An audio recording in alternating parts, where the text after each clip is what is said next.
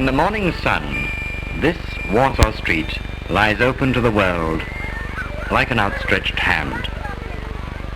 Read in its lines the warm confidence of new life.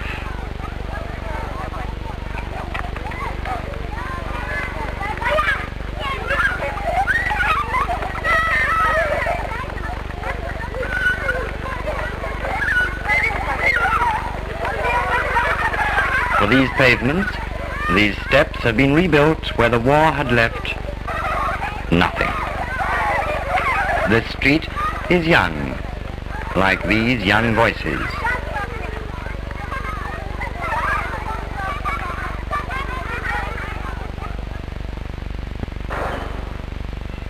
These houses, too, are new.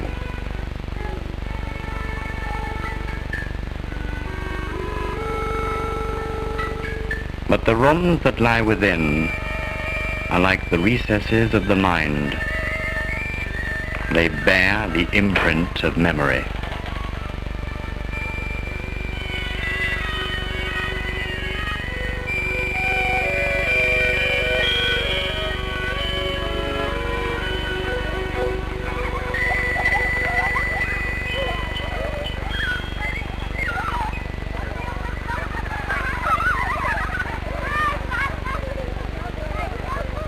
Each object has its place.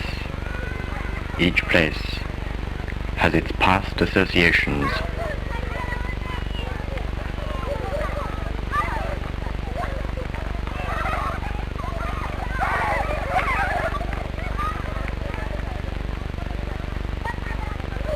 The windows are the eyes of the present that reflect the light and color of the passing scene, transmit its happy images.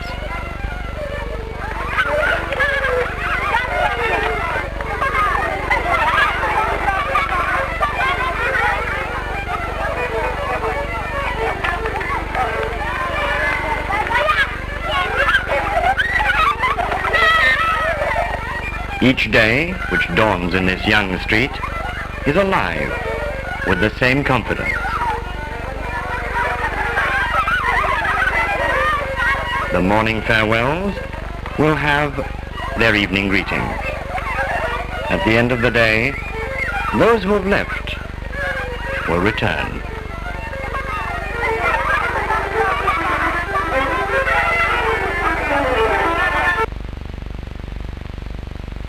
But under this same sky, there was once no such hope.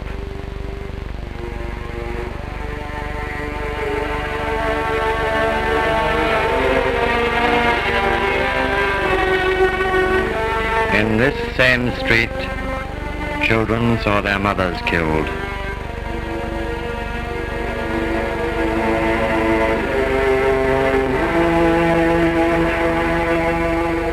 Hitler left no other records but these, engraved in time. No other records of those who were the first to die because they were Jews.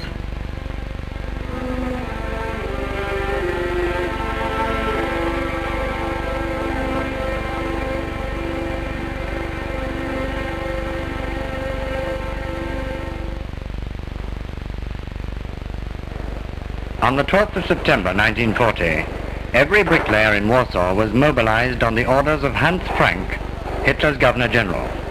"I have decided," he said, "I have decided that the ghetto of Warsaw is to be entirely enclosed because of the threat to us of 500,000 Jews." There was no word to say that these people were to be walled in, to be killed. But 500,000 human beings were in fact walled in, alive.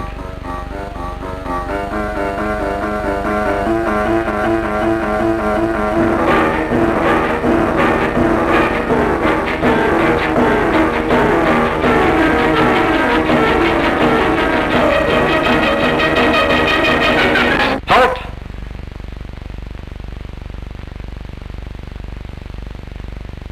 Beyond the wall, the agony had commenced. The cameras of the Wehrmacht recorded the first act of this gruesome tragedy.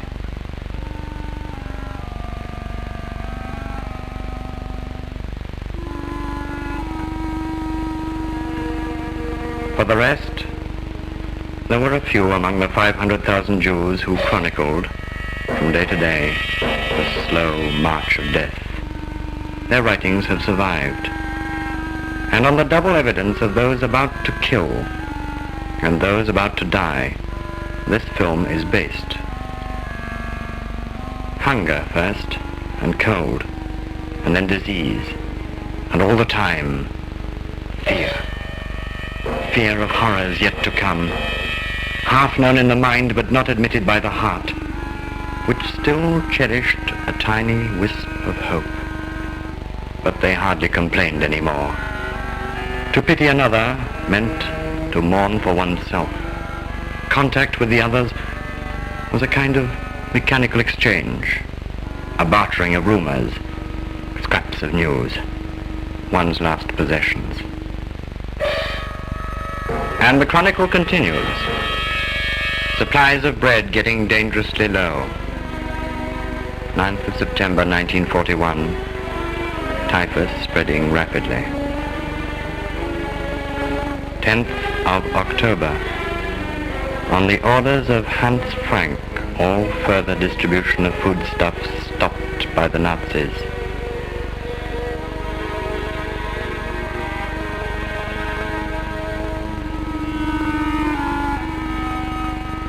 And yet, there were still those who clung to life with desperate force.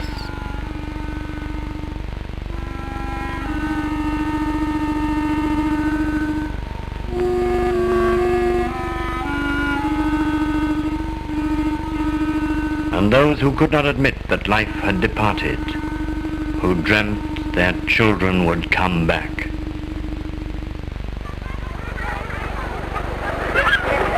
In fact, there would again be a time for happy partings.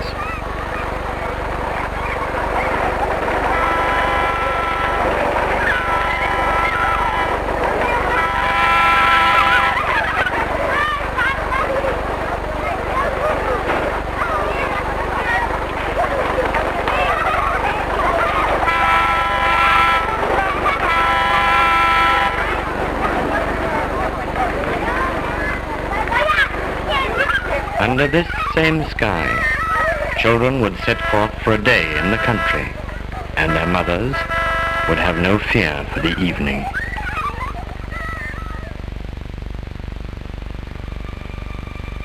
But these windows reflected no such hope. They looked out onto a place from which there was no return.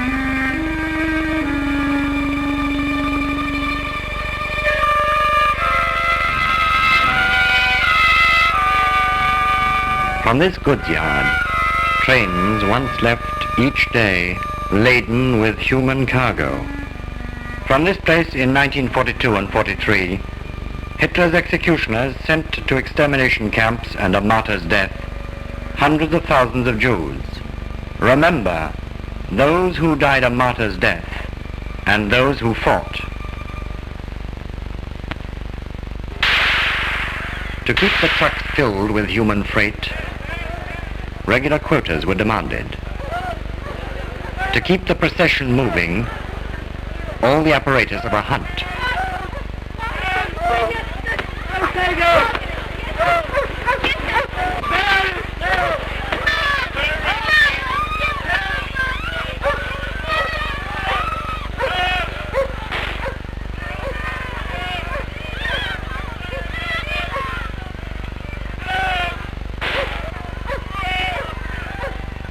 And still these people did not realize, could not believe, they were walking to their death.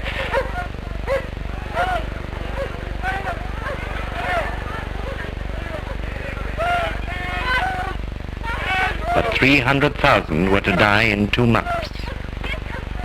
Look at their faces engraved in time.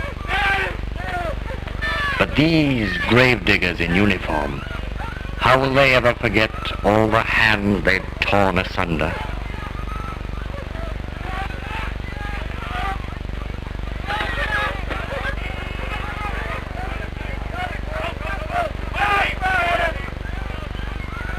How will they be able to go back to their own wives and not be reminded of these women?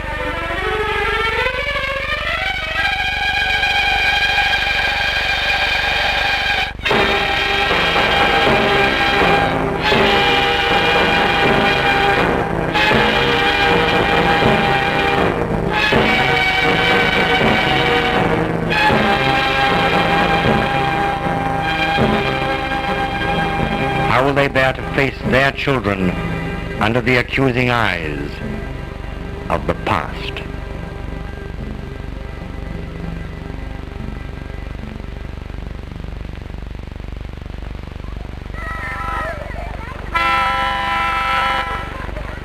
And yet, there would again be a time for happy partings, when children would set forth for a day in the country, and their mothers would have no fear for the evening.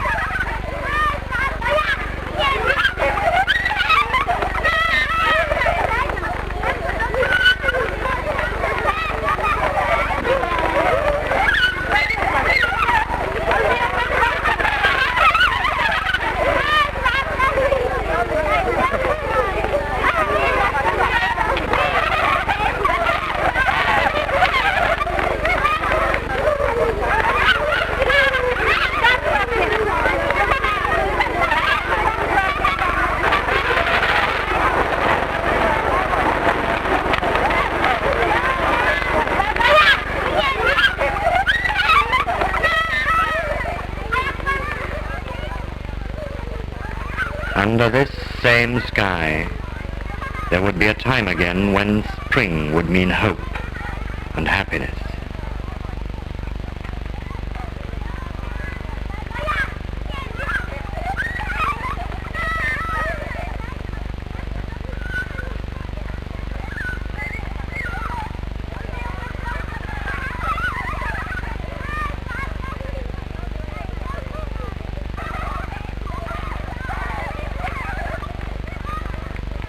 But the very word spring was struck from the calendar that year, when these machines ploughed their way across Warsaw to destroy, to wipe out, to obliterate utterly.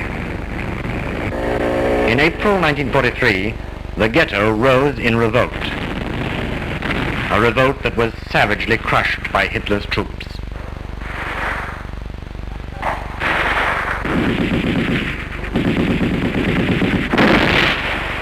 But they could not destroy the faith of determination with all the machinery of total war.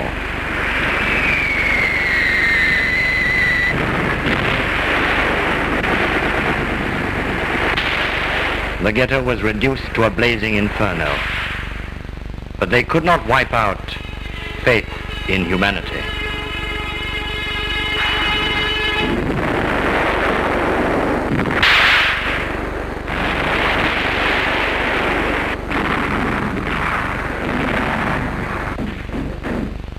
The ghetto was leveled to the ground, but they could not obliterate the conscience of mankind.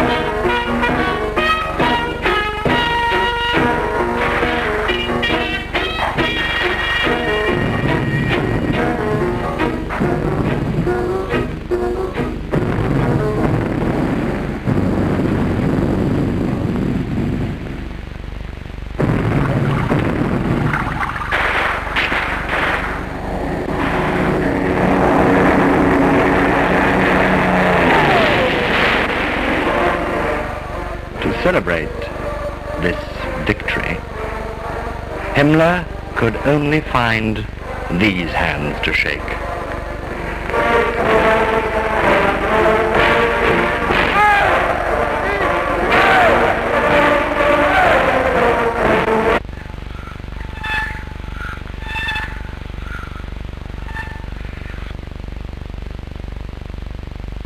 In the year 1943, the pathetic few who were left alive were torn from their last hiding place and put against a wall, against that wall which was built as the final barrier to isolate the Jews. That wall which became, in fact, the link with all humanity.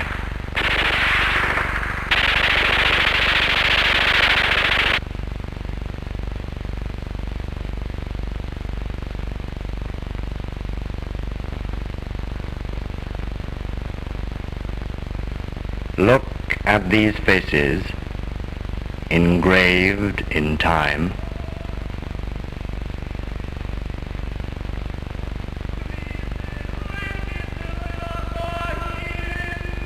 From that scarred, mutilated ground, the memory is carried on the wind.